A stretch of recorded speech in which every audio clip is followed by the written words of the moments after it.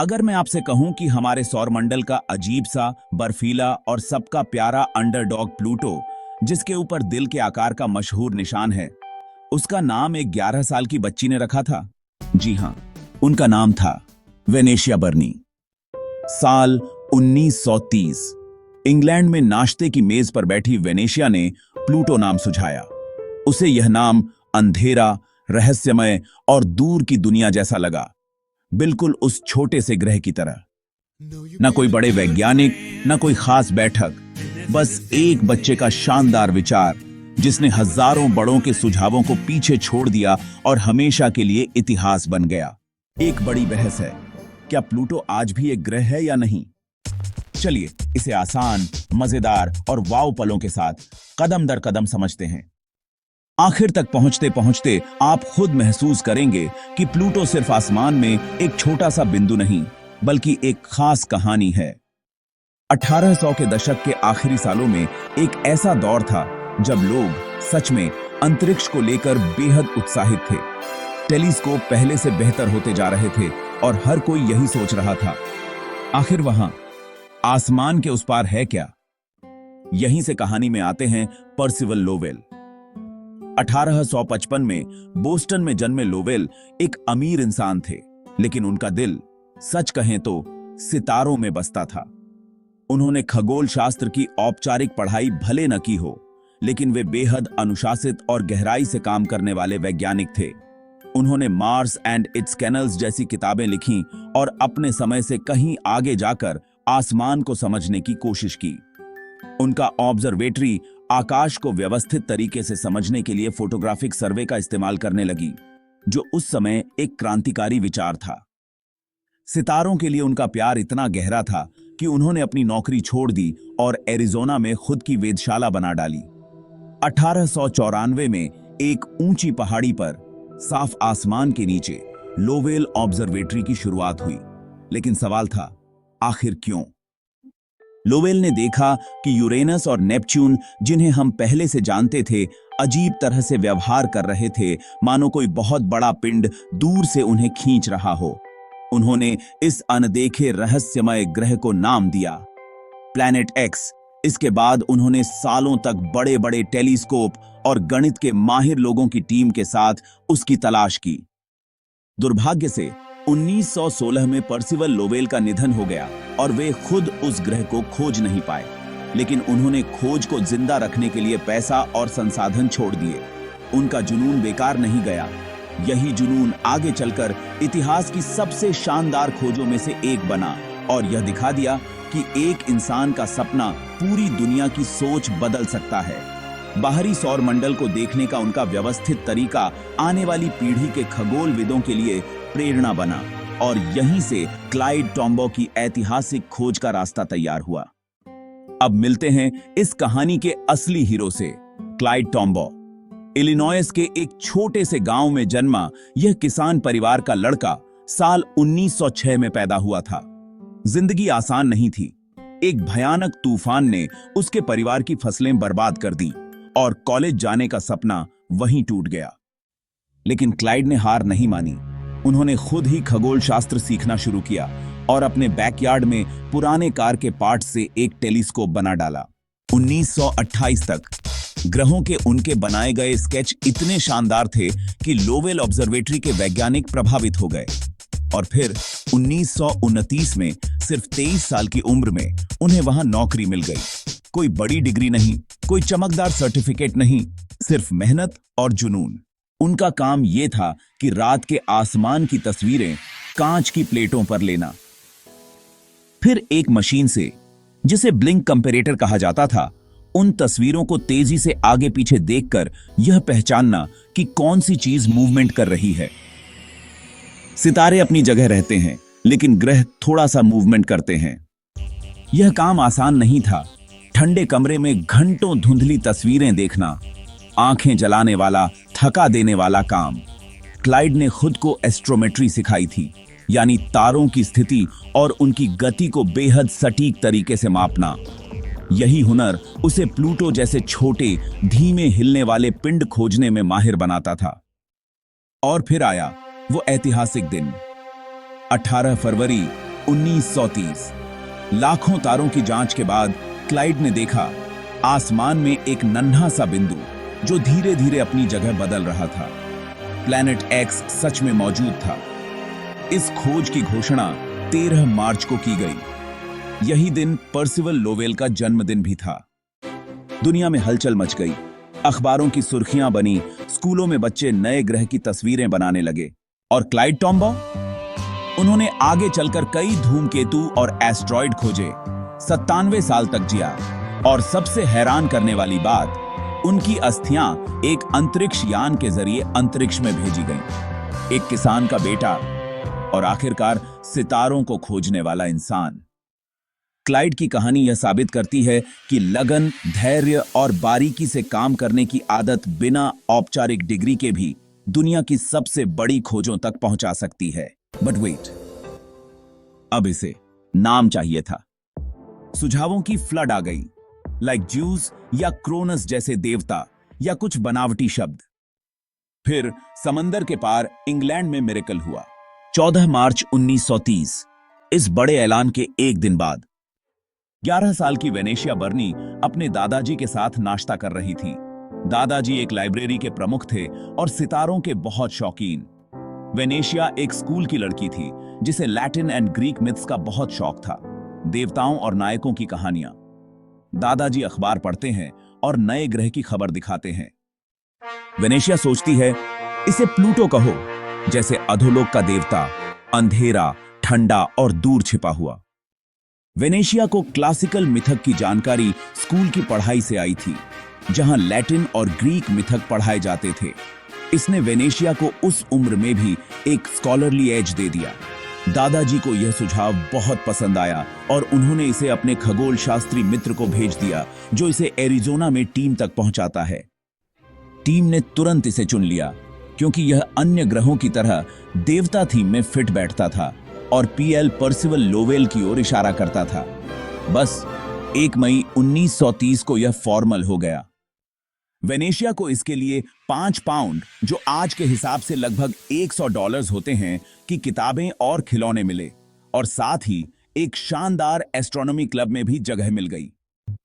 मजेदार बात यह थी कि उसी साल डिज्नी ने एक कार्टून डॉग को भी प्लूटो नाम दे दिया, लेकिन वेनेशिया ने उन्हें पहले ही बीट कर दिया था।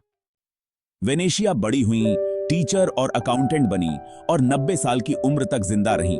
उनका निधन 2009 में हुआ और वे हमेशा कहती रहीं कि ग्रह का नाम रखना उनका सबसे गर्व वाला पल था। सोचिए, एक बच्ची ने सितारों को बदल दिया। यह तो वाकई सच्ची प्रेरणा है और उनके दादाजी का जोश दिखाता है कि परिवार का समर्थन और मेंटोरशिप किसी की जिज्ञासा को इतिहास में बदलने वाली उपलब्धियों तक ले जा सकता है। 76 साल तक प्लूटो हमारे 9वें ग्रह के रूप में जाना जाता था। प्लूटो छोटा है, मतलब हमारे चंद्रमा से भी छोटा, और हाँ, ये बहुत ठंडा है, -387 डिग्री फ़ारेनहाइट, बर्फ से भी ठंडा।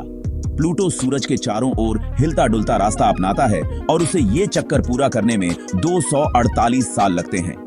कभी कभी तो ये नेपट्यून के पास चला आता है, लेकिन मजेदार बात यह है कि कभी टकराता नहीं। प्लूटो के पास 5 चंद्रमा हैं, जिसमें से सबसे बड़ा चेरोन है, जो लगभग प्लूटो जितना ही बड़ा है, जैसे 2 दोस्त मिलकर रिवॉल्व कर रहे हों। वैज्ञानिकों ने इसका नाम एक धातु के लिए भी इस्तेमाल किया, प्लूटोनियम, और बच्चे इसे स्कूल में पढ़ते हैं। लेकिन अब आता है ड्रामेटिक ट्विस्ट। 1990 और 2000 के दशक में टेलीस्कोप ने नेपट्यून से भी आगे बहुत सारे बर्फीले पिंड खोजे, एक तरह की बेल्ट में जो 4.6 अरब साल पहले सौर मंडल बनने के समय के अवशेष हैं। फिर 2005 में वैज्ञानिकों ने एरिस देखा, प्लूटो के आकार का, लेकिन थोड़ा भारी। तो सवाल उठता है, अगर प्लूटो ग्रह है तो क्या एरिस भी ग्रह है? और बाकी नए पिंडों का क्या? सोचो, सौर मंडल में 50 से भी ज्यादा ग्रह हो सकते हैं, जो इसे मेसी बनाता है। एरिस की खोज माइक ब्राउन की टीम ने की, कैलटेक में। इसने फिर से लोगों में ग्रहों की परिभाषा पर बहस शुरू कर दी और पता चला कि प्लूटो सिर्फ एक है कई बर्फीले पिंडों में से, जो क्यूपर बेल्ट में है, नेपच्यून से आगे की वह जगह जो सौर मंडल के निर्माण के अवशेषों से भरी हुई है। तो 2006 में एक बड़ा संगठन, जिसे इंटरनेशनल एस्ट्रोनॉमिकल यूनियन यानी IAU कहा जाता है, जैसे अंतरिक्ष के लिए UN, प्राग में मिला ताकि नियम बनाए जा सकें। सवाल था, ग्रह क्या होता है? उन्होंने 3 नियम तय किए। सबसे पहले, यह सूरज के चारों ओर चक्कर लगाए। दूसरा, यह अपनी गुरुत्वाकर्षण से गोल हो। और तीसरा, यह अपने कक्षा क्षेत्र में कंट्रोल रखता है। मतलब यह अपने क्षेत्र का बॉस हो और बाकी चीजों को निकाल दे या निगल ले, जैसे बृहस्पति एस्टेरॉयड्स को नियंत्रित करता है। प्लूटो यह भीड़ भाड़ वाली बर्फीली बेल्ट में रहता है, इसलिए यह जगह शेयर करता है। कोई बॉस नहीं है। 24 अगस्त को बहस और वोटिंग के बाद लगभग 10,000 में से सिर्फ 400 लोग आए, जो कि बहुत कम है। प्लूटो को ड्वार्फ प्लैनेट घोषित कर दिया गया। मतलब प्लूटो खत्म नहीं हुआ, बस छोटे क्लब में शामिल हो गया। लोगों का रिएक्शन, पागलपन। मिलियंस पिटीशंस आईं और प्रदर्शन भी हुए। एक शख्स तो न्यूयॉर्क में प्लूटो के रूप में तैयार होकर निकल गया। अमेरिका के कुछ राज्यों ने तो बाकायदा कानून बना दिए, जैसे इलिनॉय, जो कि क्लाइड का घर है, वहां कहा गया यहां प्लूटो अभी भी ग्रह है। यहां तक कि प्लूटोड शब्द भी बन गया, जिसका मतलब है अन्याय से गिरा दिया गया। तो यह सब क्यों हुआ? एरिस की खोज ने मजबूर कर दिया। अगर कोई नियम नहीं होता तो हर चीज ग्रह बन जाती।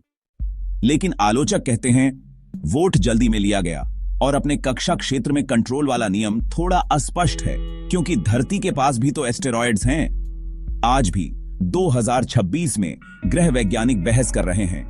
कुछ कहते हैं अगर यह गोल है और सूरज के चारों ओर घूमता है तो यह ग्रह है। इस नियम से हमारे सौरमंडल में 100 से भी ज्यादा ग्रह हो सकते हैं। यह असली लड़ाई से ही अभी खत्म नहीं हुई है। कुछ लोग अब भी चाहते हैं कि प्लूटो को वापस ग्रह बना दे। IAU की यह बहस दिखाती है कि वैज्ञानिक वर्गीकरण कैसे बदलता है, और यह भी कि खगोल शास्त्र एक जीवित बदलता हुआ क्षेत्र है, जो जैसे जैसे हमारी जानकारी बढ़ती है वैसे वैसे बदलता रहता है। लेकिन प्लूटो ने 2015 में जोरदार वापसी की। नासा के न्यू होराइजन्स अंतरिक्ष यान के साथ, जो 2006 में लॉन्च हुआ था, प्लूटो के डिमोशन ड्रामा के ठीक बाद बृहस्पति के पास से गुजरकर गति बढ़ाई और 9 साल में 3 अरब मील की यात्रा की। 14 जुलाई 2015 को यह प्लूटो से सिर्फ 7,800 मील दूर होकर गुजरा। यहां तक कि आप अपने पड़ोसी से भी दूर नहीं हैं। पहली तस्वीरें 11 जुलाई को आईं और वहां दिखा प्लूटो का दिल। एक विशाल लाल भूरा मैदान, टॉम्बो रेजियो, क्लाइड के नाम पर, 1000 मील चौड़ा, जैसे टेक्सास का आकार। बाएं तरफ का हिस्सा स्पुतनिक प्लेनेटिया, एक विशाल जमी हुई नाइट्रोजन झील है जो धीरे धीरे उबलती और बहती है, जैसे हृदय की धड़कन, और प्लूटो को युवा बनाए रखती है। सतह की उम्र 100 मिलियन साल से कम, अंतरिक्ष के हिसाब से बिल्कुल बच्चा। और भी कमाल की चीजें हैं, जैसे प्लूटो पर रॉकीज से भी ऊंचे पहाड़ जो पानी की बर्फ से बने हुए हैं। वहां अजीब ब्लेडेड स्पाइक्स भी मिलते हैं जो जमे हुए गैस से बने हैं। प्लूटो पर संभावित बर्फीले ज्वालामुखी भी हो सकते हैं जो स्लश फेंकते हैं। और हाँ, उसका नीला धुंधला आकाश जो सूरज की रोशनी से बनता है, वो भी बहुत खास है। सबसे दिलचस्प बात तो यह है कि वहां बर्फ के नीचे छुपा महासागर हो सकता है, जिसमें शायद जीवन के लिए जरूरी चीजों के संकेत भी मिल सकते हैं। चेरोन पर विशाल कर्रियां हैं और वहां प्लूटो की प्रदूषण से बना एक लाल धब्बा भी दिखता है। प्लूटो के छोटे चंद्रमा ऐसे घूमते हैं जैसे कोई घूमता हुआ टॉप। है ना मजेदार? सालों तक डेटा आता रहा। प्लूटो ठंडा और मृत नहीं है, यह बदल रहा है। हवाएं चल रही हैं और यहां मौसम भी हैं। क्लाइड की अस्थियां भी साथ गईं और वेनेशिया के नाम पर एक डस्ट काउंटर रखा गया। 2025 में जेम्स वेब स्पेस टेलीस्कोप ने और खोजें की, मिथेनॉल जैसे ऑर्गेनिक्स जो मौसम चक्रों का संकेत देते हैं। प्लूटो जिंदा है, हमारे सौरमंडल के बेबी डेज की टाइम मशीन की तरह। न्यू होराइजन्स की खोजों ने स्टूडेंट्स और साइंटिस्ट्स को दिखाया कि ड्वार्फ प्लैनेट्स भी डायनामिक हो सकते हैं, और दशकों पुरानी यह धारणा कि प्लूटो मृत और जमे हुए ड्वार्फ प्लैनेट है, गलत साबित हो गई। तो आज 2026 में इसका मतलब क्या है? प्लूटो की कहानी दिखाती है कि विज्ञान किसी के लिए भी है, चाहे अमीर सपने देखने वाले लोग हों जैसे पर्सिवल, जुनूनी बच्चे जैसे क्लाइड, या जिज्ञासु लड़कियां जैसे वेनेशिया। यह कहानी है व्हाट इफ के सवालों को पीछा करने की, संकटों से उबरने की, जैसे प्लूटो का डिमोशन, और कभी भी खोज बंद न करने की। बहसें अब भी जारी हैं एक्स और लैब्स में। क्या प्लूटो फिर से ग्रह होना चाहिए? कई लोग कहते हैं हाँ। IAU का वोट बहुत छोटा और पिकी था, नासा भविष्य के मिशनों पर विचार कर रहा है, जैसे प्लूटो के महासागर के लिए ऑर्बिटर। इवेंट्स जैसे आई हार्ट प्लूटो फेस्टिवल्स मजा बनाए रखते हैं। अगली बार जब आप आसमान की ओर देखें, सोचें, एक बच्चे ने उस दुनिया का नाम रखा था, और हो सकता है आप ही अगला ग्रह नाम दें। आपकी टीम कौन सी है? प्लूटो को ग्रह मानते हैं या ड्वार्फ में खुश हैं? कमेंट में बताइए। मुझे आपकी राय सुनना बहुत पसंद है। अगर इसने आपको मुस्कुराने या सोचने पर मजबूर किया तो लाइक करें, सब्सक्राइब करें और अपने दोस्तों के साथ शेयर करें, क्योंकि सितारे बुला रहे हैं। मिलते हैं अगली बार।